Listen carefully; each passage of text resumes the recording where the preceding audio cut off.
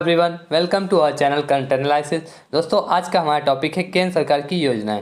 दोस्तों यह टॉपिक आपके एग्जाम के पॉइंट ऑफ व्यू से बहुत ही इंपॉर्टेंट होने वाला है, क्योंकि आपके आगे आने वाले एग्जाम एनटीपीसी सीबीटी 2 हो या ग्रुप डी हो या एसएससी के कई सारे एग्जाम्स होने वाले हैं अभी कुछ ही महीनों के बाद। तो दोस्तों उन सब एग्जामों को देखते हुए यह केंद्र सरकार की योजनाओं से संबंधित वीडियो हमारे लेके आए हुए हैं, क्योंकि ये आपके एग्जाम के पॉइंट ऑफ व्यू से बहुत ही इंपॉर्टेंट टॉपिक है। आपके हर एक एग्जाम में इन टॉपिकों से जरूर से 1 से 2 नंबर के क्वेश्चन जरूर पूछे जाते हैं। तो दोस्तों इस वीडियो को इन तक जरूर देखिएगा। अगर आपको इससे मदद मिलती है तो दोस्तों इस वीडियो को लाइक जरूर कीजिएगा और हमारे चैनल करंट एनालिसिस को भी सब्सक्राइब कर लीजिएगा और बेल आइकन को भी प्रेस कर लीजिएगा, ताकि आने वाली हर एक वीडियो के अपडेट आपको मिलते रहे। तो चलिए दोस्तों शुरू करते हैं। आज की पहली योजना है प्रधानमंत्री जन धन योजना। दोस्तों बात करें प्रधानमंत्री जन धन योजना की शुरुआत की, तो दोस्तों इस योजना की शुरुआत हुई थी 28 अगस्त 2014 को प्रधानमंत्री जन धन योजना की शुरुआत हुई थी। दोस्तों याद रखिएगा यह योजना वित्त मंत्रालय के अंतर्गत कार्यरत होती है। कि अगर आपसे एग्जाम में पूछा जाता है कि किस मंत्रालय के अंतर्गत यह योजना कार्यरत होती है, तो दोस्तों वित्त मंत्रालय के अंतर्गत प्रधानमंत्री जन धन योजना कार्य करती है। और दोस्तों इस योजना की शुरुआत कब हुई थी, तो 28 अगस्त 2014 को प्रधानमंत्री जन धन योजना की शुरुआत हुई थी। और दोस्तों इस योजना के उद्देश्य क्या था, अगर एग्जाम में आपसे पूछा जाता है तो दोस्तों इस योजना का उद्देश्य था कि ग्रामीण क्षेत्रों के घरों में कम से कम एक बैंक खाता जरूर होना चाहिए। दोस्तों याद रखिएगा।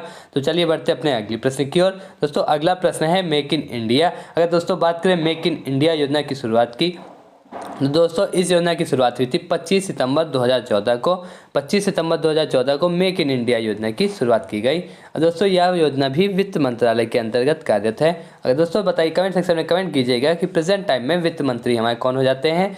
अगर दोस्तों बात करें इस योजना की उद्देश्य के, मेक इन इंडिया योजना के उद्देश्य क्या थे, तो दोस्तों इसका उद्देश्य था कि देशी और विदेशी कंपनियों द्वारा भारत में वस्तुओं के निर्माण पर बल देने के लिए मेक इन इंडिया योजना बनाई गई थी।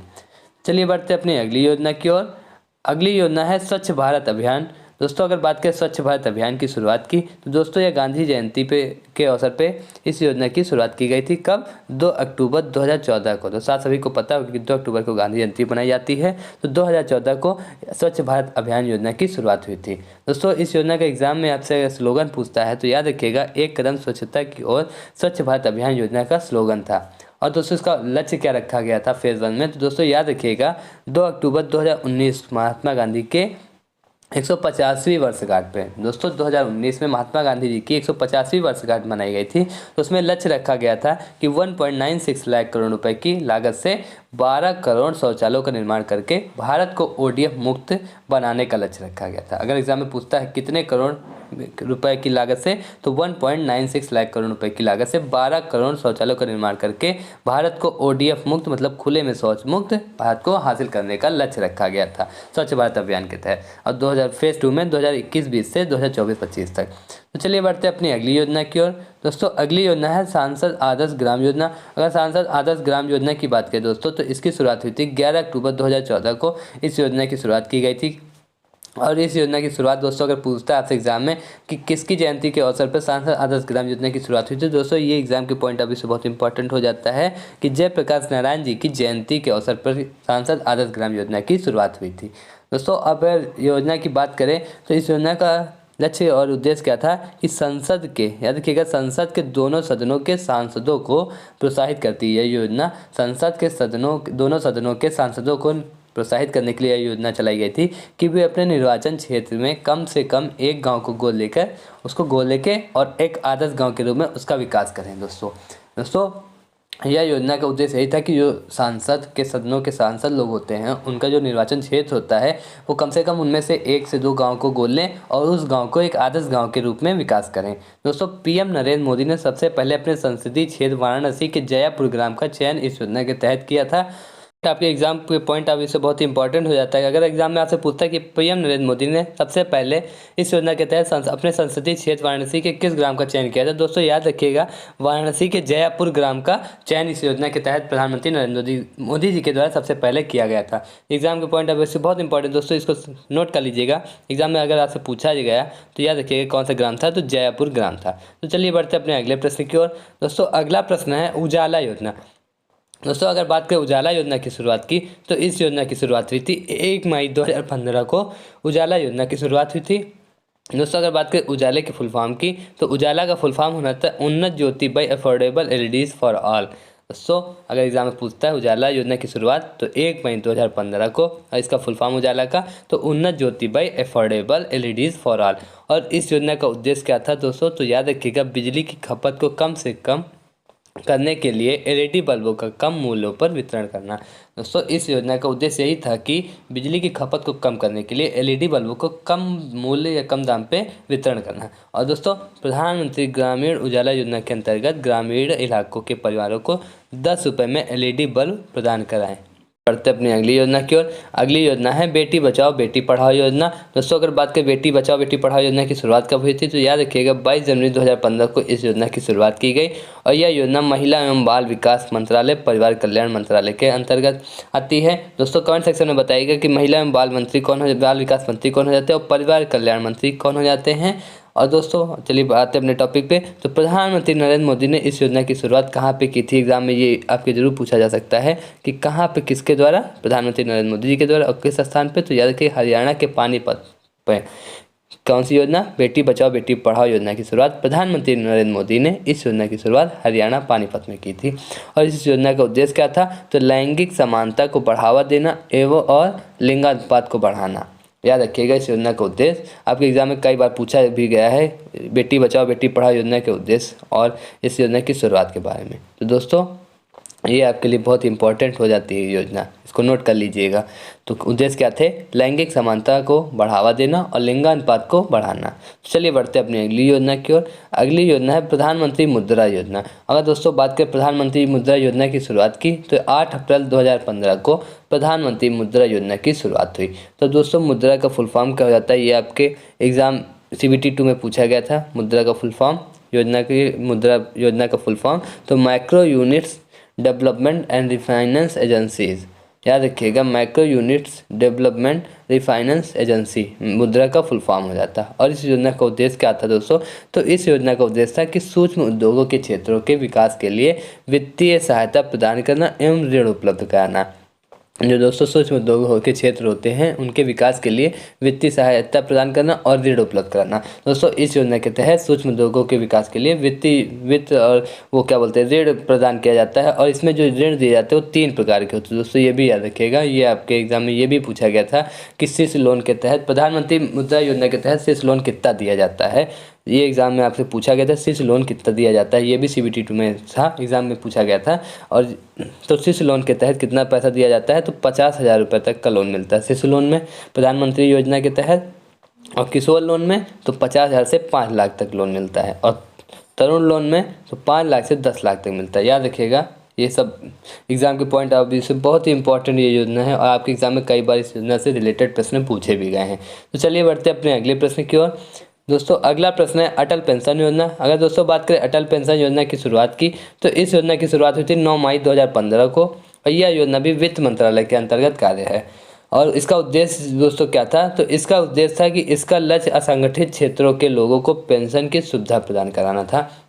दोस्तों इसका यही लक्ष्य था कि असंगठित क्षेत्रों के लोगों को पेंशन की सुविधा प्रदान कराना। दोस्तों और बात करें इसके योजना के बारे में तो 18 से 40 वर्ष के बीच होनी चाहिए। मतलब इसमें जो पेंशन पाने की वो उम्र होती है उसको 18 से 40 वर्ष के बीच होनी चाहिए। और पेंशन पाने के लिए कम से कम 20 साल तक निवेश करना चाहिए।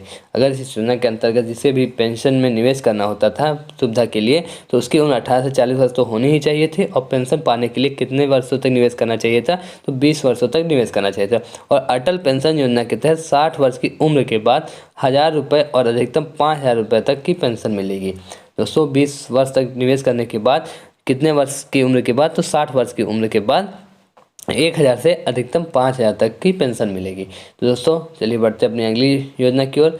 अगली योजना है प्रधानमंत्री आवास योजना। दोस्तों इस योजना की शुरुआत 2015 को प्रधानमंत्री आवास योजना की शुरुआत हुई थी। दोस्तों कब, 25 जून 2015 को। अगर उद्देश्य की बात करें तो 2022 तक 2 करोड़ नए घरों का निर्माण करना। इस योजना का उद्देश्य यही था कि 2022 तक 2 करोड़ नए घरों का निर्माण कराना। चलिए बढ़ते अपनी अगली योजना की ओर। अगली योजना है digital India mission. Digital India mission की शुरुआत कब हुई थी दोस्तों, तो याद रखिएगा 1 जुलाई 2015 को इस योजना की मिशन की शुरुआत हुई। अगर इसका मोटो याद क्या था, तो पावर टू एम्पावर इस डिजिटल इंडिया मिशन का मोटो था। और इस योजना का मिशन का उद्देश्य क्या था, तो भारत को तकनीकी रूप से सशक्त बनाना और सभी सरकारी सेवाओं को इलेक्ट्रॉनिक तरीके से जनता को उपलब्ध कराना। चलिए बढ़ते अपने अगले प्रश्न की ओर। अगली योजना है स्किल इंडिया मिशन। अगर दोस्तों बात करें स्किल इंडिया मिशन योजना की शुरुआत की, तो इसकी शुरुआत हुई थी 15 जुलाई 2015 को। और इसकी भी टैगलाइन याद रखिएगा दोस्तों। इन सब योजनाओं की जो हमने टैगलाइन, मोटो, स्लोगन बताए हैं, ये एग्जाम के पॉइंट ऑफ व्यू से बहुत ही इंपॉर्टेंट हो जाते हैं। इनको जरूर नोट करते हुए चलिएगा, क्योंकि आपके एग्जाम में कई बार पूछे भी गए हैं और आगे पूछे जाने की उम्मीदें भी हैं। इसीलिए इस सब वीडियो में हम सबको डिटेल कवर करते हुए चल रहे हैं दोस्तों। तो वीडियो अगर पसंद आ रहा है तो वीडियो को लाइक करते रहिए और ज़्यादा से ज़्यादा शेयर भी करते रहिए दोस्तों स्किल इंडिया मिशन का टैगलाइन अगर एग्जाम में पूछा जाता है क्या था, तो याद रखिएगा कौशल भारत कुशल भारत स्किल इंडिया मिशन की टैगलाइन थी। अगर एग्जाम में आपसे ये भी पूछ लेता है कि कौशल भारत कुशल भारत किस योजना की या मिशन की टैगलाइन थी, तो याद रखिएगा स्किल इंडिया मिशन की टैगलाइन थी कौशल भारत कुशल भारत। और इस योजना का उद्देश्य क्या था, तो 2022 तक देश के युवाओं को उद्योगों से संबंधित कौशल प्रशिक्षण दिया जाए, ताकि वो अपना रोजगार स्वयं शुरू कर सके। दोस्तों 2022 तक देश के जितने भी युवा लोग हैं, उनको उद्योग से संबंधित, जितने भी उद्योगों से संबंधित कौशल प्रशिक्षण होते हैं, उनको उन्हें बताया जाए। तो उसको सीखने के बाद वो लोग अपना खुद का रोजगार स्वयं खुद का रोजगार खुद से शुरू कर सके। दोस्तों इस योजना का यही उद्देश्य था। तो चलिए बढ़ते हैं अपने अगले योजना की ओर। अगली योजना है स्टैंड अप इंडिया। तो दोस्तों बात करें स्टैंड अप इंडिया की शुरुआत की, तो यह 5 अप्रैल 2016 को इस योजना की शुरुआत हुई थी। और यह योजना भी वित्त मंत्रालय के द्वारा ही कार्यरत है। और दोस्तों इसका उद्देश्य क्या था, तो इस योजना का उद्देश्य है देश में कारोबार को बढ़ावा देना और 10 लाख से 1 करोड़ रुपए तक का लोन मिलता है। दोस्तों इस योजना के तहत 10 लाख से 1 करोड़ रुपए तक का लोन मिलता है और देश में जो भी कारोबार है उनको और आगे तक बढ़ावा देना। और यह लोन अनुसूचित जाति और जनजाति एवं महिला उद्यमियों की नई कंपनियां स्थापित करने के लिए दिया जाता है। याद रखिएगा, ये आपके एग्जाम के पॉइंट ऑफ व्यू से बहुत इंपॉर्टेंट योजना हो जाती है। ये अभी योजना से संबंधित प्रश्न आपके एग्जाम में कई बार पूछे गए हैं दोस्तों। तो चलिए बढ़ते हैं अपनी अगली योजना की ओर। दोस्तों अगली योजना है प्रधानमंत्री उज्ज्वला योजना। दोस्तों ये भी इंपॉर्टेंट योजना हो जाती है। इतना भी मार करते हुए चले, इनको कायदे से सुनते हुए चलिएगा और नोट करते हुए चलिएगा, क्योंकि ये आपके एग्जाम के पॉइंट ऑफ व्यू बहुत ही इंपॉर्टेंट योजनाएं हैं सारी। तो प्रधानमंत्री उज्ज्वला योजना, दोस्तों इसकी योजना की बात करें शुरुआत की, तो यह 1 मई 2016 को योजना की शुरुआत हुई थी और प्रधानमंत्री नरेंद्र मोदी द्वारा उत्तर प्रदेश के बलिया जिले में शुरुआत की गई थी। ये भी इंपॉर्टेंट हो जाता है, पॉइंट आपके एग्जाम में पूछा जाएगा कि प्रधानमंत्री नरेंद्र मोदी द्वारा किस जिले में शुरुआत की गई थी, किसकी, प्रधानमंत्री उज्ज्वला योजना की। तो दोस्तों याद रखिएगा उत्तर प्रदेश के बलिया जिले में। अब इस योजना का स्लोगन फिर दोस्तों ये भी पॉइंट इंपॉर्टेंट हो जाता है। स्लोगन क्या था, तो स्वच्छ ईंधन बेहतर जीवन।